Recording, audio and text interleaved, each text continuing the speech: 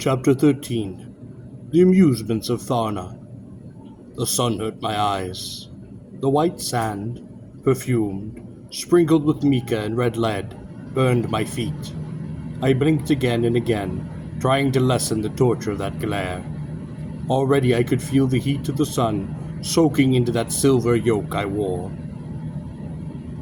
My back felt the jab of spears as I was prodded ahead and stumbled forward, unsteady under the weight of the yoke, my feet sinking to their ankles in the hot sand. On both sides of me were other wretched fellows, similarly yoked, some whining, some cursing, as they too were driven forward like beasts. One silent to my left I knew to be Andreas of the desert city of Tor. At last I no longer felt the spear point upon my back. "Kneel to the Tatrix of Tharna," commanded an imperious voice, speaking through a type of trumpet. I heard the voice of Andrea next to me. "Strange," said he. "Usually the Tatrix does not attend the amusements of Tharna." I wondered if I might be the reason the Tatrix herself was present.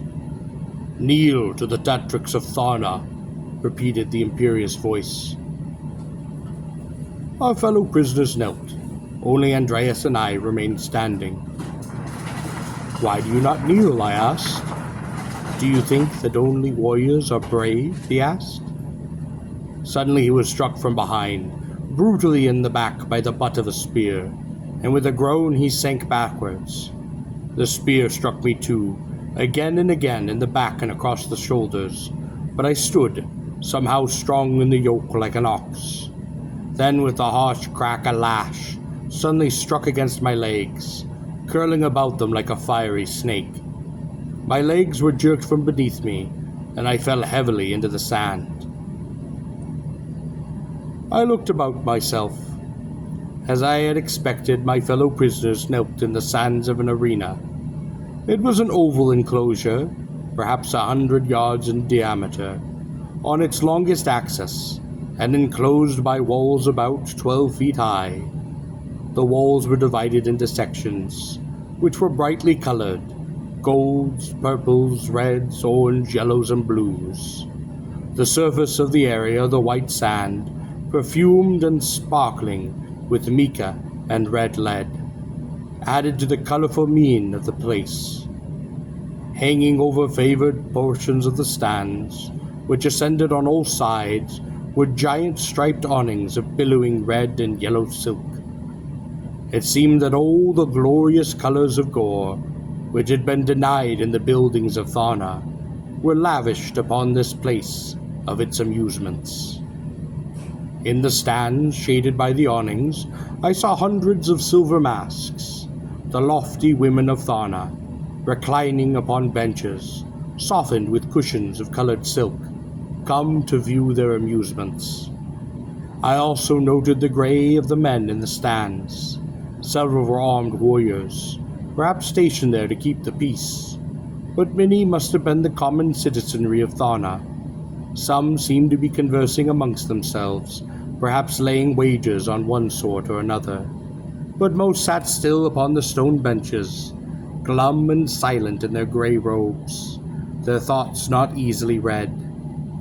Lena, in the dungeon, had told Andreas and me that the men of Tharna must attend the amusements of Tharna at least 4 times a year, and that failing that, they will take part in them themselves. There were cries of impatience from the stands, shrill female voices, oddly contrasting with the placidity of the silver masks. All eyes seemed turned to one section of the stands, that before which we knelt, a section that gleamed with gold. I looked above the wall and saw, vested in her robes of gold, regal upon a golden throne, she who alone might wear the mask, she who was first in Tharna, Lara, the Tatrix herself. The Tatrix rose and lifted her hand. Pure in its glove of gold, it held a single golden scarf. The stands fell silent. Then, to my astonishment, the men of Tharna, who were yoked in the arena, kneeling, rejected by their city, condemned, chanted a single paean. Andreas and I, not being of Thana, were alone silent, and I would guess he was as surprised as I. They were abject beasts. Though we are abject beasts, fit only to live for your comfort, fit only to die for your pleasure, yet we glorify the masks of Thana. Hail to the masks of Thana! Hail to the Tatrix of our city! The golden scarf fluttered to the sands of the arena, and the Tatrix resumed her throne, reclining upon its cushions. The voice speaking through the trumpet spoke again. Let the amusements of Thana begin. Squeals of anticipation greeted this announcement, but I had little time to listen, for I was being jerked roughly to my feet. First, said the voice, there will be the contests of oxen. There were perhaps 40 yoked wretches in the arena. In a few moments the guards had divided us into teams of 4, harnessing our yokes together with chains.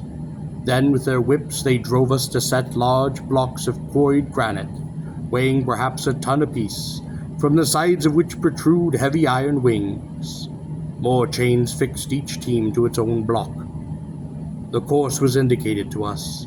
The race would begin and end before the golden wall behind which, in lofty splendor, sat the Tatrix of Thana. Each team would have its driver, who would bear a whip and ride upon the block. We painfully dragged the heavy blocks to the golden wall, and the silver yoke caught from the sun burned my neck and shoulders. As we stood before the wall, I heard the laughter of the Tatrix, and my vision blackened with rage. Our driver was the man in wrist straps, he from the Chamber of the Earths, who had first brought me into the presence of the Tatrix. He approached us individually, checking the harness chains. As he examined my yoke and chain, he spoke. Darna the Proud has wagered 100 golden tarn discs upon this block. See that it does not lose. What if it does? I asked. She will have you all boiled alive in the Tharlian oil. The hand of the Tatrix lifted slightly, almost languorously, from the arm of her throne, and the race began. Our block did not lose. Savagely, our backs breaking, stinging under the frenzied lashing of our driver, cursing the colorful sands of the arena that mounted before the block as we dragged it foot by foot about the course, we managed to come first within the zone of the golden wall. When we were unchained, we discovered we had been dragging one man who had died in the chains. Shamelessly, we fell in the sand. The battles of oxen, cried one of the silver masks, and her cry was taken up by 10, and then 100 others. Soon the stands themselves seemed to ring with the cry. The battles of oxen, cried the women of Thana, let them begin. We were thrown to our feet again, and to my horror our yokes were fitted with steel horns, 18 inches in length and pointed like nails. Andreas, as his yoke was similarly garnished with the deadly projections, spoke to me. This may be farewell, warrior. I hope only that we are not matched. I would not kill you, I spoke. He looked at me strangely for a moment. Nor would I kill you, he said after a time. But if we are matched and we do not fight, we would both be slain. So be it, I spoke with a shrug.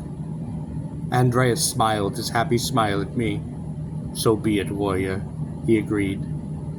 Though yoked, we faced on one another, men, each knowing that he had found a friend upon the sands of the arena of Thana.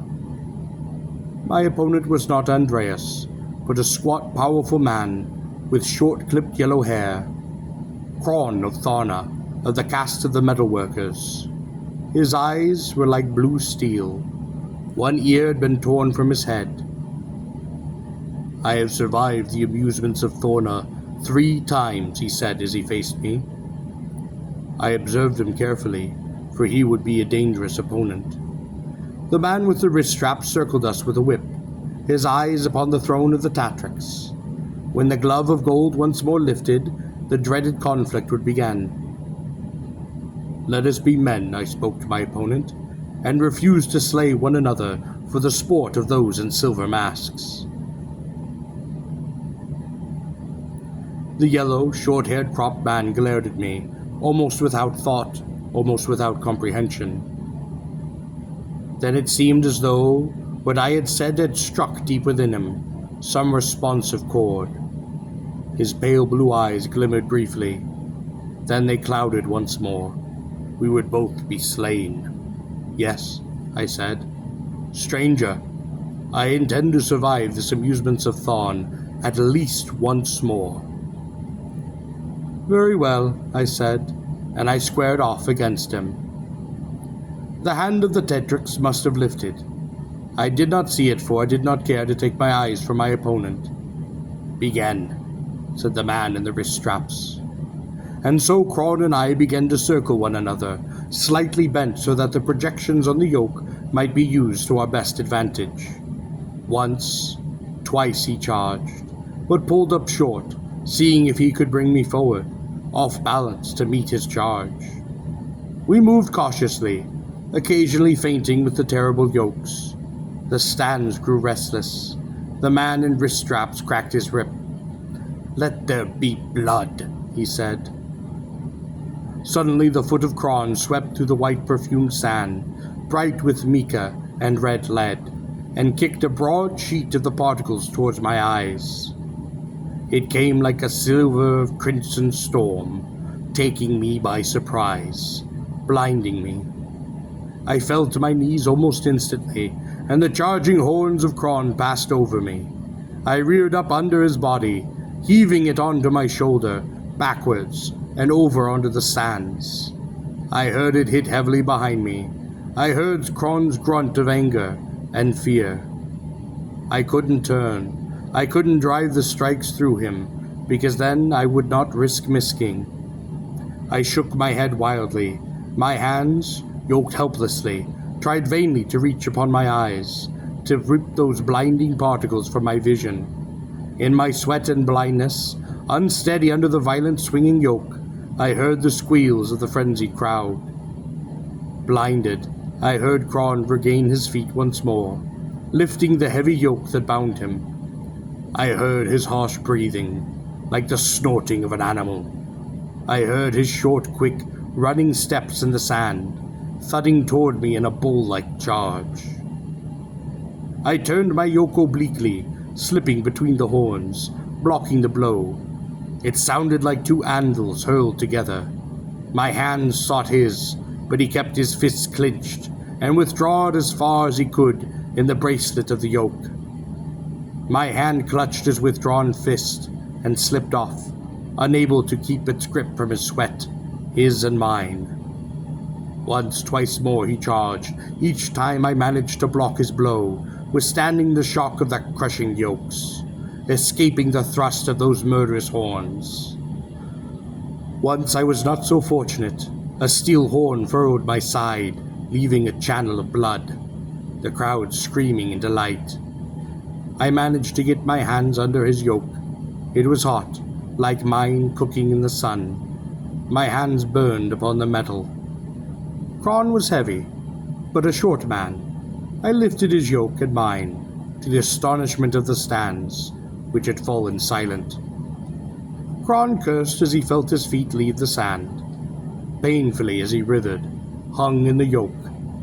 I carried him to the golden wall and hurled him against it. The shock of Cron bound in the yoke might have killed the lesser man, breaking his neck. But Cron, still a captive of the yoke, now unconscious, slid down the wall, the weight of the yoke trembling his inert body sideways in the sand. My sweat and the tears from the burning irritation of the sand had now cleared my vision. I looked up into the glittering mask of the Taratrix. Besides her I saw the silver mask of Darna the Proud. "Slay him," said Darna the Proud, gesturing to the unconscious Cron. I looked about the stands. Everywhere I saw the silver masks. I heard the shrill command, "Slay him, slay him, slay him." On every side I saw the merciless gesture, The extended right arm, palm turned inwards, the cruel downward chopping motion. Those who wore the silver mask had risen to their feet. The force of their cries pressed in on me like knives. The air itself seemed filled with the bedlam of their command. Slay him. I turned, and I walked slowly back to the center of the arena. I stood there, ankle deep in the sand, covered with sweat and sand, my back open from the lash of the race, my side torn from the driving horn of Kron's yoke. I stood unmoving. The fury of the stands was uncontrolled. As I stood there in the center of the arena, alone and silent, aloof, not seeming to hear them, those hundreds or thousands who wore the silver masks understood that their will had been spurned, that this creature alone upon the sand beneath them had thwarted their pleasure. Standing, screaming, shaking their silver-gloved fists at me, they hurled their frustration, their incentive and abuse upon my head. The shrill rage of these masked creatures seemed to know no bounds, to verge on hysteria, on madness. Calmly I waited in the center of the arena for the warriors. The first man to reach me was the man in the wrist straps. His face was livid with rage. He savagely struck me across the face with his coiled whip. "Sleen," cried he, "you have spoiled the amusements of Thana." 2 warriors hastily unbolted the horns from the yoke and dragged me to the golden wall. Once more I stood beneath the golden mask of the Territrix. I wondered if my death would be quick. The stands all fell silent. There was tenseness in the air. All waited for the words of the Tatrix. Her golden mask and robes glittered above me. Her words were clear, unmistakable. "Remove his yoke," she said. I did not believe my ears. Had I somehow won my freedom? Was it thus in the amusements of Thana? Or had the fierce pride Tatrix now realized the cruelty of the amusements? Had that heart hidden in those cold, glistening robes of unfeeling gold at last resented, shown itself to be susceptible of compassion? Had the call of justice at last triumphed in her bosom, that my innocence might be acknowledged, my cause vindicated, that I might now be sped honorably on my way from the grey Thana? One emotion leapt in my heart: gratitude. "Thank you, Tatrix," I spoke. She laughed, a cold, hard laugh. "That he may be fed to the Tarn,"